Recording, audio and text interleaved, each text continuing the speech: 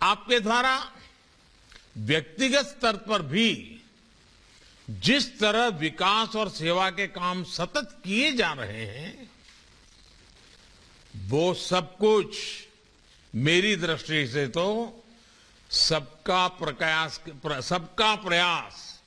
इस सबका प्रयास की भावना के उत्तम उदाहरण है। सोमनाथ मंदिर ट्रस्ट ने कोरोना की मुश्किलों के बीच जिस तरह यात्रियों की देखभाल की, समाज की जिम्मेदारी उठाई,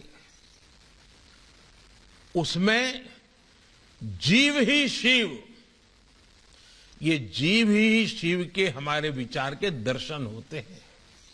साथियों, हम दुनिया के कई देशों के बारे में सुनते हैं कि उनकी अर्थव्यवस्था में पर्यटन का योगदान कितना बड़ा है, इसको बहुत प्रमुखता से दर्शाया जाता है। हमारे यहां तो हर राज्य में, हर क्षेत्र में, दुनिया के देशों में, एक एक देश में जितनी ताकत है उतनी हमारे एक एक राज्य में है। ऐसी अनंत संभावनाएं हैं।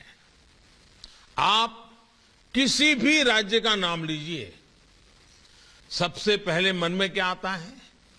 गुजरात का नाम लेंगे तो Somnath, Dwarka, statue of unity, Dholavira, Kutch का रण, ऐसे अद्भुत स्थान मन में उभर आते हैं। यूपी का नाम लेंगे तो अयोध्या, मथुरा, काशी, प्रयाग, कुशीनगर, विंध्याचल जैसे अनेकों नाम एक प्रकार से अपने मानस छवि पे छा जाते हैं। सामान्य जन का हमेशा मन करता है कि इन सब जगहों पर जाने को मिले। उत्तराखंड तो देवभूमि ही है। बद्रीनाथ जी, केदारनाथ जी वहीं पर है। हिमाचल प्रदेश की बात करें तो मां ज्वाला देवी वहीं है, मां नैना देवी वहीं है। पूरा पूर्वोत्तर देवी और प्राकृतिक आभा से परिपूर्ण है।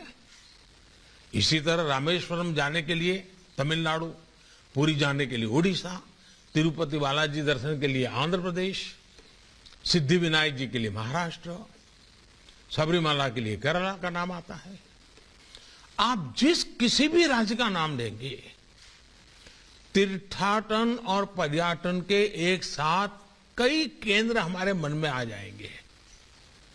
ये स्थान हमारी राष्ट्रीय एकता का, एक भारत श्रेष्ठ भारत की भावना का प्रतिनिधित्व करते हैं।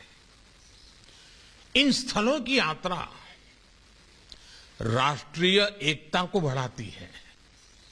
आज देश इन जगहों को समृद्धि के एक मजबूत स्रोत के रूप में भी देख रहा है। इनके विकास से हम एक बड़े क्षेत्र के विकास को गति दे सकते हैं। साथियों, पिछले 7 सालों में देश ने पर्यटन की संभावनाओं को साकार करने के लिए लगातार काम किया है। पर्यटन केंद्रों का ये विकास आज केवल सरकारी योजना का हिस्सा भर नहीं है, बल्कि जन भागीदारी का एक अभियान है। देश की हेरिटेज साइट्स, हमारी सांस्कृतिक विरासतों का विकास इसका बड़ा उदाहरण है। पहले जो हेरिटेज साइट्स उपेक्षित पड़ी रहती थी, उन्हें अब सबके प्रयास से विकसित किया जा रहा है। प्राइवेट सेक्टर भी इसमें सहयोग के लिए आगे आया है। इनक्रेडिबल इंडिया और देखो अपना देश जैसे अभियान आज देश के गौरव को दुनिया के सामने रख रहे हैं, पर्यटन को बढ़ावा दे रहे हैं। स्वदेश दर्शन योजना के तहत देश में 15 थीम बेस्ड टूरिस्ट सर्किट भी विकसित किए जा रहे हैं। ये सर्किट न केवल देश के अलग अलग हिस्सों को अपने में जोड़ते हैं, आपस में जोड़ते हैं, बल्कि पर्यटन को नई पहचान देकर सुगम भी बनाते हैं। रामायण सर्किट के लिए उसके जरिए आप भगवान राम के जुड़े जितने भी स्थान हैं, भगवान राम के साथ रामायण में जिन जिन चीजों का उल्लेख आता है, उन सभी स्थानों का एक के बाद एक दर्शन कर सकते हैं। इसके लिए रेलवे द्वारा विशेष रेल भी शुरू की गई है और मुझे बताया गया कि बहुत पॉपुलर हो गई है। एक स्पेशल ट्रेन कल से दिव्य काशी यात्रा के लिए भी दिल्ली से शुरू होने जा रही है। बुद्ध सर्किट देश विदेश के पर्यटकों के लिए भगवान बुद्ध के सभी स्थानों तक पहुंचना आसान बना रहे हैं। विदेशी पर्यटकों के लिए भी वीजा नियमों को भी आसान बनाया गया है, जिसका लाभ भी देश को मिलेगा। अभी कोविड की वजह से कुछ दिक्कतें जरूर है, लेकिन मेरा विश्वास है संक्रमण कम होते ही पर्यटकों की संख्या फिर तेजी से बढ़ेगी।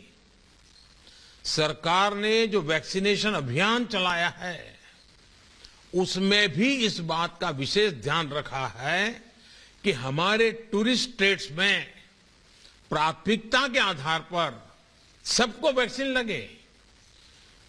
गोवा, उत्तराखंड जैसे राज्यों ने तो इसमें बहुत तेजी से काम किया है।